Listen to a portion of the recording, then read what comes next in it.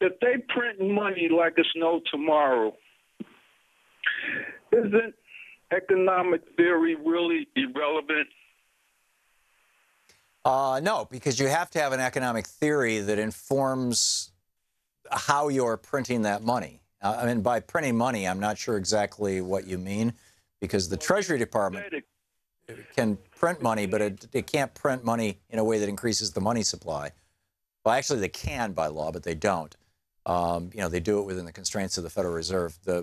New money in our system is created by banks writing loans, I think you know, Jesse. Yeah. Well, the point I'm trying to say is you just said it, the context of what you printed for. So if the people who have the power to say, okay, print this much, don't print this much. You wonder how they can have inflation in Venezuela and Brazil and everything is okay in Colombia and Chile. Right. So it's almost like the disaster capitalism is like they're using it to a fine art. So the point I'm trying to make is how can we use it? Because if they're using economic theory based on being competitive, and you look what the good people are doing in Texas with Hurricane Harvey, you just wonder if they could throw this kind of stuff out the window, what can we replace it with?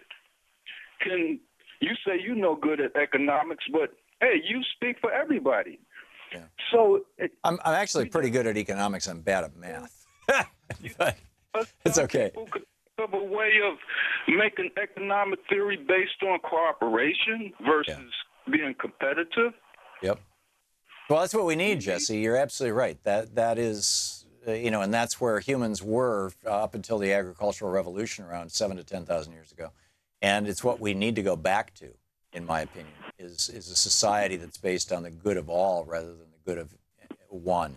You could argue that when the other way, we need to go back. Yeah, I don't disagree at all.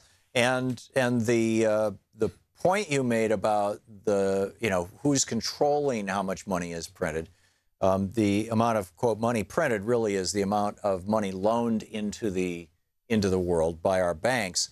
And the way that we regulate that is twofold. Number one, we have a loan to asset ratio. If you have $10, if a bank has $10 in savings, that means they can loan out an additional 90 for a total of $100. They can loan out 1 to 10 or whatever the ratio is right now. So we fix that. But then the other way we do it is by setting the interbank interest rates, which is basically the rate at which your bank can borrow money from the Fed. So if your bank can borrow money from the Fed at 1%, then it can loan at 2% and make a profit. If it has to pay 5 or 10% to the Fed, it has to loan out at 6 to 12% to make a profit. And so, in theory, what happens is as the Fed raises interest rates, as happened in the late 70s and early 80s, as the Fed raises interest rates, the amount of money in circulation decreases because more and more people can't afford to borrow at those rates. On the other hand, when inflation is systemic, like it was in the late 70s and early 80s, pretty much everything gets inflated. It's one of the reasons why our currency is so debased relative to where it was in the 60s. But a lot of that goes back to the oil shock, the Arab oil boycott. Jesse, thanks for the call. Good stuff to talk about. We'll be back.